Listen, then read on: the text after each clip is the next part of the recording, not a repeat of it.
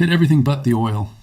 That's a direct line from President Trump about the strikes on Carr Island, and it tells you almost everything you need to know about the strange, deliberate restraint sitting underneath one of the most aggressive military campaigns in recent memory. Welcome back, everybody. I'm a former F-15E combat fighter pilot, F-16 Thunderbird demonstration pilot, and longtime commercial airline pilot. And today, we're breaking down Carr Island, Iran's single most important piece of economic real estate. The place that's been bombed repeatedly, threatened with outright seizure by name from the sitting president of the United States. And somehow, as of the most recent reporting available, is still standing and still exporting oil. Stick around, because by the end of this one, you'll understand exactly why a Hellfire missile got fired into a tanker's smokestack instead of sinking it outright. Why 2 entire Marine units are already sitting in the region waiting on a decision that hasn't been made yet, and why one retired admiral says he'd be genuinely worried if that decision finally gets made. I want to walk you through exactly what's confirmed here because there's a lot of loud talk online about Carr Island getting wiped off the map, and that talk does not match what independent reporting and Iran's own state media are actually saying. So let's get into it, sourced step by step. First, understand why this one tiny island matters so much that it keeps coming up again and again in nearly every major statement Trump makes about this entire war. Carr Island sits about 16 to 20 miles off Iran's Gulf Coast, roughly a third the size of Manhattan Island, and despite being that genuinely small, it handles somewhere around 90% of all of Iran's crude oil exports, close to 950 million barrels a year, according to reporting from Al-Azhar. Oil from several of Iran's major offshore fields, including the Abu Zar, Khorasan, and Darude fields, gets piped underwater to Kark, loaded onto tankers there, and shipped out to the rest of the world. With China as by far the largest buyer, accounting for more than 11% of China's entire seaborne oil imports so far this year. According to that same reporting, U.S. officials have literally called it the nexus for all of Iran's entire oil supply chain. And that's not an exaggeration. It's closer to a plain factual description of reality. The island itself hosts 3 main energy infrastructure sites, including the Filat Iran Oil Company, which alone produces around 500,000 barrels of crude oil per day, along with a Karg petrochemical company. If you wanted to find the single point on the map where you could do the most economic damage to the Iranian regime with the least amount of actual bombing, Karg Island is basically it. And that's exactly why it's been hanging over this entire war, almost from day one, going all the way back to when Iraq repeatedly bombed the same island during the Iran-Iraq War in the 1980s, specifically to try to choke off Iran's oil revenue and its ability to finance that earlier conflict. A piece of history that clearly hasn't been lost on anyone currently planning strikes there today. That earlier campaign back in the 80s never actually managed to fully shut the island down either, and Iran rebuilt and kept exporting even under sustained bombing back then, which is worth keeping in mind as a kind of historical baseline for just how resilient this specific piece of infrastructure has proven to be under military pressure over the decades. So here's the actual timeline of what's happened to it, and I want to go through this carefully because the details matter a lot more than the headlines suggest. On March 13th, the United States Air Force conducted a large-scale precision strike on Carr Island, and U.S. Central Command said the operation hit more than 90 separate Iranian military targets on the island. Specifically, naval mine storage facilities, missile storage bunkers, air defense systems, a naval base, an airport control tower, and a helicopter hangar. Iran's own FAR news agency confirmed strikes on those specific categories of targets. Iranian officials said more than 15 explosions were heard on the island, and an Iranian oil ministry official described the attack as enormous and destructive, resulting in nearly 2 hours of non-stop airstrikes and explosions that reportedly shook the entire island, and warning that any future strike on the island's actual oil and gas infrastructure would create severe economic consequences for the country and hinder much of Iran's oil export capacity going forward. It's worth pausing on that 2-hour window for a second, because that's an extraordinarily long, sustained strike package for a single small island, and it tells you the scale of ordnance actually being delivered that night was massive, even though, according to every source on both sides, none of it touched the oil terminal itself. But here's the key detail that a lot of the more sensational coverage online conveniently leaves out.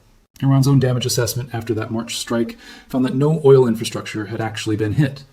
CENTCOM's own public statement on the strike, posted directly to their official account, explicitly said the operation destroyed military sites while preserving the oil infrastructure. In CENTCOM's own words, a level of specificity that tells you this wasn't an accident of targeting, but a deliberate constraint built into the mission. Planning from the very outset.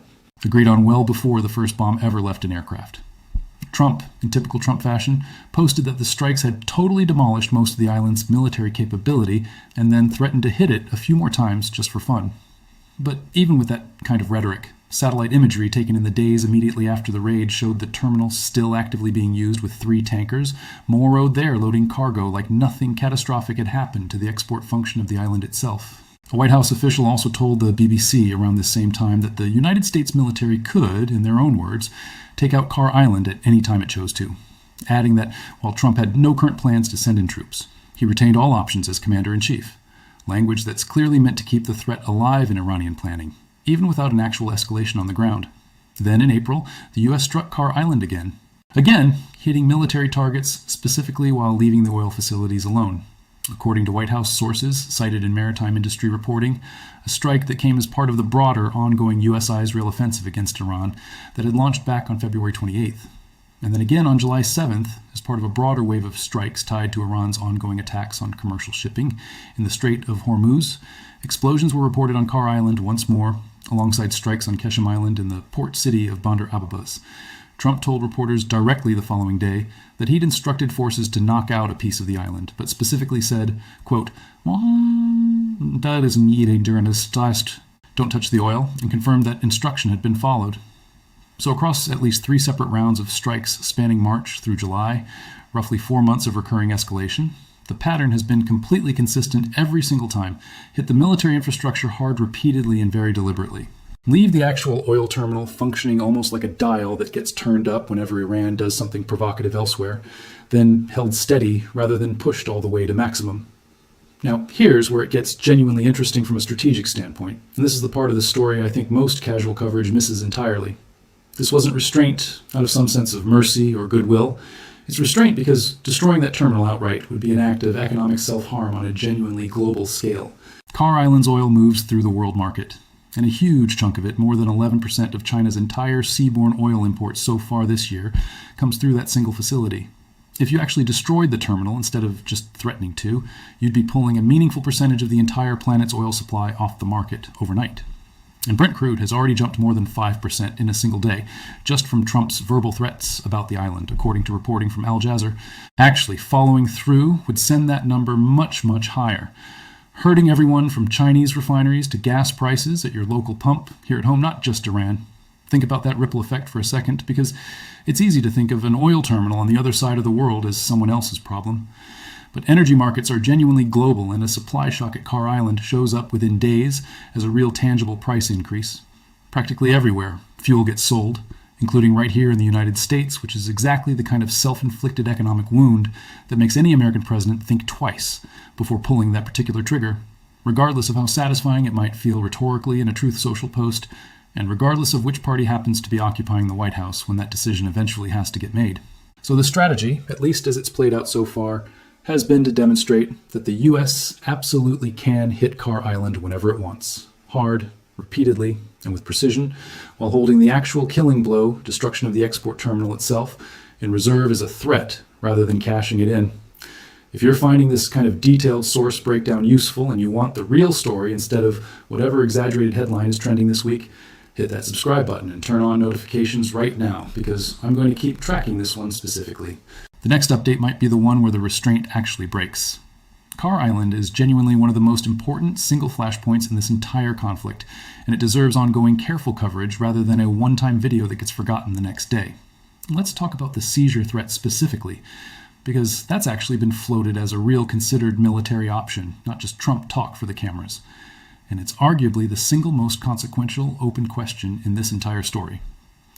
According to CNN reporting citing multiple people familiar with both U.S. intelligence assessments and ongoing military planning discussions, the Trump administration has genuinely been weighing using U.S. troops to seize Carr Island outright as leverage to force Iran back to the negotiating table on reopening the Strait of Hormuz for good. 2 Marine Expeditionary Units, which specialize in exactly this kind of rapid amphibious assault and raid mission, launching from Navy amphibious ships with their own aviation assets and landing craft attached, have deployed to the Middle East, along with roughly 1,000 soldiers from the Army's 82nd Airborne Division, expected to arrive in the region as well. White House officials reportedly believe that taking Carr-G would totally bankrupt the IRGC's revenue stream and could potentially force a swift resolution to the entire war.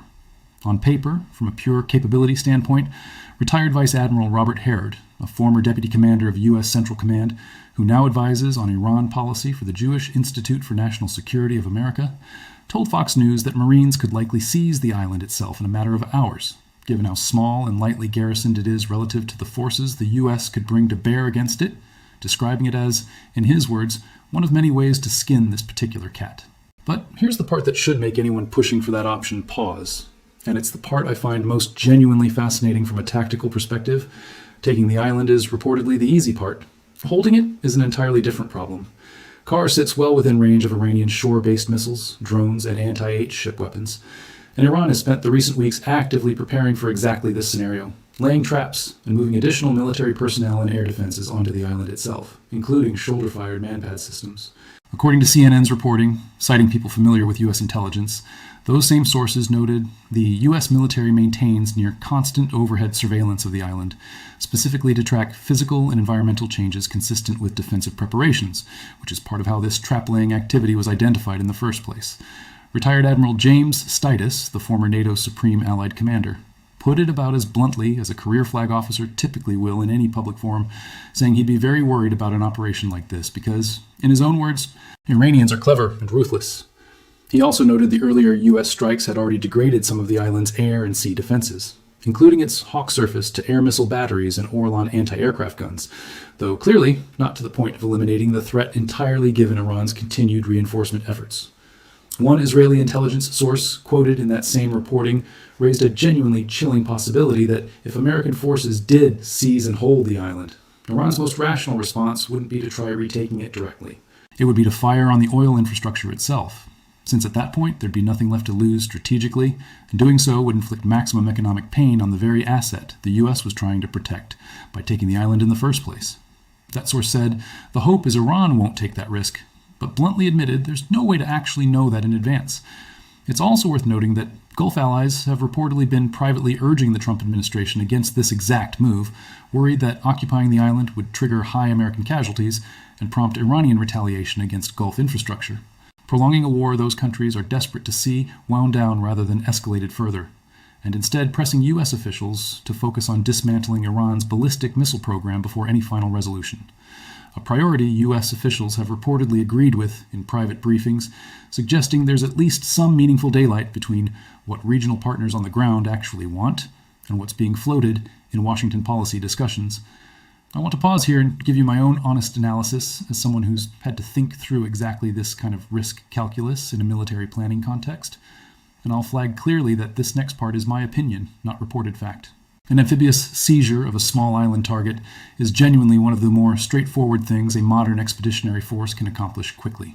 That part of Harvard's assessment tracks with basically every serious analysis I have seen of comparable historical operations, going back to island seizures in the Pacific Theater in World War II, where the initial landing itself was frequently less costly in relative terms than what came after. The real vulnerability in any plan like this isn't the initial assault, it's the follow-on phase. The days and weeks after you've planted your flag, when you're now defending a small exposed piece of terrain against an adversary that knows the terrain intimately, has had weeks to prepare defenses and firing positions, and has a demonstrated willingness to absorb real losses rather than back down. Small island garrisons throughout military history have a rough track record, specifically in that sustainment phase, not the initial landing. And everything in this reporting suggests senior U.S. military planners are keenly aware of exactly that risk, which is probably a meaningful part of why. As of the most recent reporting, this remains a threat under active consideration, rather than an operation that's actually been executed. I'd also add, purely from my own experience, thinking through mission risk as a pilot who's had to fly in support of exactly these kinds of contested objectives, that holding a position under sustained drone and missile harassment is a fundamentally different and more grinding kind of operation than the dramatic decisive strike footage that tends to dominate news coverage.